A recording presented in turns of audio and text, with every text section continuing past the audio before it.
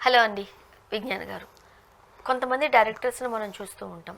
మంచి మంచి సినిమాలు ఇస్తారు. అలా అని చెప్పి పరిగెత్తుకుని కూడా వాళ్ళు సినిమాలు చేయరు. అంటే వన్ బై వన్ చేయరు. మధ్యలో చాలా ఫ్లాప్స్ తీస్తూ ఉంటారు. బట్ ఏదో ఒక సినిమా చేస్తారు. ఈ ఫ్లాప్స్ అన్నీ పక్కన పెట్టేసి మళ్ళీ ఆ డైరెక్టర్ గురించి చాలా రోజులు కదా నెలలు మాట్లాడుకుంటాం. అలా కొంతమంది డైరెక్టర్స్ ఉంటారు వాళ్ళ మార్క్ చూపించడానికి. శేఖర్ కమ్ముల గారు చూడండి, ఓ హడావిడిగా ఆయన సినిమాలు చేయరు. బట్ చేశారు అని అంటే ఏదో ఉంటుంది దాంట్లో మ్యాజిక్.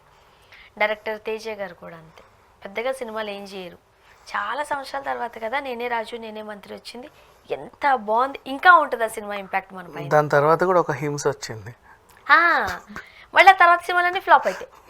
కానీ వాళ్ళ మార్క్ అట్లే ఉంటుంది. తేజ మార్క్, శేఖర్ కమ్ముల మార్క్, లేకపోతే పూరి జగన్నాథ్ గారి మార్క్, ఇట్లా చూస్తూ ఉంటాం. ఇప్పుడు తేజ గారి గురించి ఎందుకు మాట్లాడుకుంటున్నాము అని అంటే, ఇప్పుడు ఉన్న జనరేషన్ తగ్గట్టు ఆయన ఏదో అంటే డైరెక్షన్కి కాకుండా ఏదో ఒక మంచి పని చేస్తారు. ఒక నేషనల్ అవార్డు వచ్చింది. ఎందువల్ల వచ్చింది? సినిమాల వల్లే వచ్చిందా లేకపోతే ఎందుకు?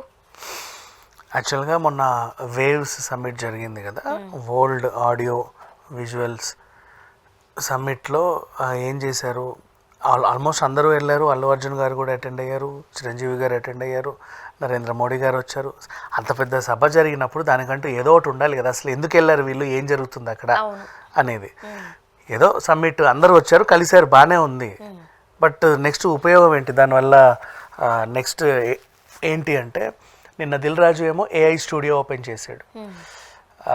ఏఐ స్టూడియో ఏంటంటే, ఈ మధ్యకాలం అంటే సినిమా హిట్టా ఫ్లాపా అనేది మనకు అర్థం కావట్లేదు తీసిన తర్వాత కదా. స్టోరీ రాసి నువ్వు ఆ ఏఐలో వేసావనుకో, స్టోరీ ఇస్తే అది నీకు ఒక టెంప్లెట్ చూపిస్తుంది సినిమా. అది చూసి వర్కౌట్ అవుద్దా లేదా ముందే డిసైడ్ అయిపోవచ్చు. బాగుంది. అదే అంటే 5-10 లక్షలు అయిపోవట్లా, ఓ టూలో ఏదో కొంటే సరిపోతుంది. అది నాకు తెలీదు టెక్నాలజీ. నేను నిన్న కూడా ఎవరో మహాబలి అని ఏదో సినిమా వస్తే వాళ్ళని కలిసా, అదేంటో అని. మొన్న మనం మాట్లాడామా, చండాలంగా ఏదో యాక్కు రాశారు, దరిద్ర సినిమాలు ఏమైపోతున్నాయని. ఆ వీడియో చూసిన తర్వాత నాకు వాళ్ళు కాల్ చేశారు.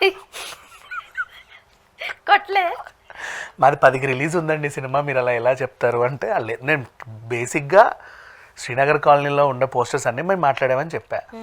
వాళ్ళు ఏమన్నారు అంటే, అన్నీ అలా ఉండవు కదా అండి, కొన్ని అలా ఉంటాయి. సరే వాట్ ఎవర్, ఇప్పుడు మీరు ఏంటంటే ఒకసారి మీతో మాట్లాడవచ్చు, మాట్లాడండి. ఏంటంటే ఏదో పంపారు చూడండి ఇది అని. ఏంటా అని చూస్తే అదే మేము అదంతా ఏఐ టెక్నాలజీతో చేసామండి సాంగ్ అంతా అని చెప్పేసి ఒకటి చూపించారు. అదే పర్లేదే, బాగానే ఉంది, టెక్నాలజీ బాగానే వాడుకుంటున్నారు అనిపించింది. ఎందుకు ఏఐ టెక్నాలజీ వాడారంటే, మాది టైటిల్ మహాబలి, బాహుబలి ప్రొడ్యూస్ దగ్గరికి వెళ్ళే మేము ట్రైలర్ లాంచ్ చేసాము. మహాబలి అని టైటిల్ చూసి వాళ్ళు ఇంకా థ్రిల్ ఫీల్ అయ్యారు.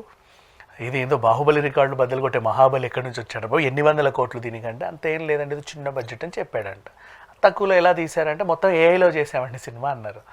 వాళ్ళకి ఏదో వింటుంది, నాకేదో నచ్చని అంశం ఉండి నేను అది మాట్లాడా, సరే వాట్ ఎవర్. అట్లా ఉన్నప్పుడు ఇప్పుడు ఏఐ టెక్నాలజీ మనం ఏంటి కదిస్తే అది ఏదో ఇచ్చేస్తుంది మనకి, వాట్ ఎవర్. దాన్ని అంతా చూసుకుంటే నిజంగా బాగుంది. క్యారెక్టర్స్ నువ్వు అది అడుగుతుంది, ఏం కావాలి, నాకు యుద్ధం కావాలి, అవతలోడు ఎలా ఉండాలి, కొంచెం బలిష్టిగా నల్లగా పొడగ్గా ఉండాలి, ఇతలోడు ఎలా ఉండాలి, కొంచెం బక్కపిచ్చిగా ఇట్టు ఉండాలి, ఎవరు గెలవాలి, బక్కపిచ్చే గెలవాలి, ఎన్ని ఏనుగులు కావాలి, ఎన్ని గుర్రాలు కావాలి, వెనకాల ఉన్న వాళ్ళకి కత్తులు కావాలా, బల్లెలు కావాలా, కిరీటాలు కావాలా, ముక్కుపుడక కావాలా, మూతికి రంగు ఉండాలా వద్దా, మహారాణి ఎలా ఉండాలా, నువ్వు అది అడుగుతుంటే నువ్వు అన్నీ చెప్పేవనుకో, అది అలా ఇచ్చేస్తుంది నీకు అన్నీ మొత్తం. నువ్వు సినిమా తీయాల్సిన అవసరం లా, అస్సలు వద్దు, ఏఐలో తీసేస్తున్నారు, సినిమా వచ్చేస్తుంది. అయితే ఇప్పుడు దిల్ రాజు గారు చెప్పిన ఇష్యూ ఏంటంటే, ఇట్లా ఏఐలో ఇప్పుడు మనం ఏదైనా సినిమా తీయాలనుకుంటే కథేసేస్తే అది వస్తుంది. అప్పుడు మనకు అది వర్కౌట్ అవుద్దా లేదా ఇక్కడ చెప్పేయచ్చు, ఇది కాదయ్యా ఈ సీన్ కొంచెం ఇటు ఉంటుంటే బాగుంటుందని, ఇక నెక్స్ట్ షూట్కి వెళ్ళొచ్చు. రఫ్గా ఒక సినిమా ఎలా ఉంటుందో ముందే చూసేస్తున్నారు. ఇంతకుముందు పాపం రాజమౌళి గారు బాగా బొమ్మలు వేసుకునే వాళ్ళు, ఇన్ని బొమ్మలు, సీన్ ఎలా ఉంటే బాగుండని. ఇప్పుడు అది ఏఐ వచ్చిన తర్వాత కొంచెం ఈజీ అయింది వీళ్ళకి. ఆ ఏఐ మన దిల్ రాజు గారు ఇక్కడ తెచ్చేసరికి అందరికి హ్యాపీ. ఇంతకుముందు ఎక్కడికో పోయేవాళ్ళు డబ్బులు ఖర్చు పెట్టి. Now what happy. ఇక తేజ గురించి మన టాపిక్ కాబట్టి, నిన్న సమ్మిట్ నుంచి వచ్చింది, అసలు తేజ ఏడు ఎందుకు కనబడట్లేదు ఇన్ని రోజుల నుంచి? అప్పుడెప్పుడు ఏదో సినిమాలు తీసాడు, అన్నీ ఒకలానే ఉంటాయి. హీరోయిన్లు ప్రేమించుకుంటారు, వాళ్ళని అమ్మాయి తరఫున వాళ్ళు ఇబ్బంది పెడితే వీడు కలిపి అడవిలోకి పారిపోతారు. ఎటొచ్చి చంపేస్తారో అటొచ్చి చంపేస్తారో అనడం, లాస్ట్కి రక్తాలు వచ్చేలా కొట్టుకోవడం, చివరికి వాళ్ళిద్దరు కలవడం, అయిపోయింది సినిమా. అలా ఓ 6 డజన్ సినిమాలు చేసాడు. తర్వాత కొంచెం పందా మార్చుకొని నేనే రాజు నేనే మంత్రి చేస్తే మనకి ఇంకా నచ్చింది, సినిమా చాలా బాగుంటుంది. ఆబ్వియస్లీ రానా కూడా బాగా చేశాడు. తర్వాత బాగా చేశాడు అనుకునే లోపే రానా వాళ్ళ తమ్ముడిని పెట్టి హింస అదేదో వచ్చింది, అమ్మో భయంకరంగా ఉంటుంది సినిమాలో. ఇలా ఉన్న తేజ ఎందుకు కనబడట్లేదు, అయిపోయిందిలే తేజ అది అని అనుకున్నారు. But nothing. న్యూరానిక్స్ అనే ఒక ఏఐ స్టార్టప్ కంపెనీ వాళ్ళతో ఈయన టైఅప్ పెట్టుకున్నాడు. తేజ కూడా తేజరాక్ట్ అని ఒక కంపెనీ పెట్టుకున్నాడు, ఏఐ. వీళ్ళంతా ఏఐ మీద వర్క్ చేస్తున్నాడు. ఇప్పుడు దిల్ రాజు గారిది ఒక పందా, మనం నిన్న చెప్పిన ఆ చిన్న సినిమాలది వాళ్ళదో పందా. మరి తేజాది ఏంటి మెయిన్? అసలు ఏఐని ఉపయోగించుకొని సినిమాలు ఎలా తీయాలి, అది ఎలా చేయాలి, ఇలా చేయాలి అనుకుంటున్నాం కదా. వీళ్ళు కొత్త రూట్. ఆ సినిమా మార్కెట్ని కనీసం ఇంత భాగం చంపేసేదే పైరసీ. అవును. ఏఐని ఉపయోగించి పైరసీని ఎందుకు అరికట్టకూడదు అనే దాంట్లో వీళ్ళు వర్కౌట్ చేస్తే లాస్ట్కి ఇండియా మొత్తంలో పైరసీని అరికట్టడానికి వాళ్ళు ఏదో ఒక స్టెప్ తీసుకున్నారు. సంథింగ్ ఏదో ఒక టూల్ సృష్టించుకున్నారు. ఇప్పుడు మన సినిమాని ఒక ఫార్మేట్లో వాళ్ళు వేసిన తర్వాత నువ్వు దాన్ని ఏం చేసినా సరే డౌన్లోడ్ అవ్వదు, ఏఐ డౌన్లోడ్ చేయనివ్వదు నిన్ను. అట్లాంటిది ఒకటి ఏదో టూల్ వచ్చింది. అది ఎంత టెక్నికల్ సైడ్ నాకు ఆ పేర్లు సరిగ్గా తెలియదు. సో దాంట్లో ఈయన వర్కౌట్ చేసి సాధించుకొచ్చాడు. అందుకు గాను ఈయన కృషికి మెచ్చి జాతీయ అవార్డు ఇచ్చాడు. సూపర్ కదా. ఎందుకంటే ఎప్పటి నుంచో మనము ఈ పారిశుభూతం గురించే చాలా మంది ఫైట్ చేస్తున్నారు. తేజ గారు కూడా ఇంతకుముందు చాలా సందర్భాల్లో కూడా స్పందించారు ఈ పారిశుభూతాన్ని ఎట్లయినా అరికెట్టాలి అని. బట్ ఎక్కడ వర్కౌట్ అయింది? ఇంకా అందుకే అన్న వేవ్స్ సమ్మిట్ జరిగింది.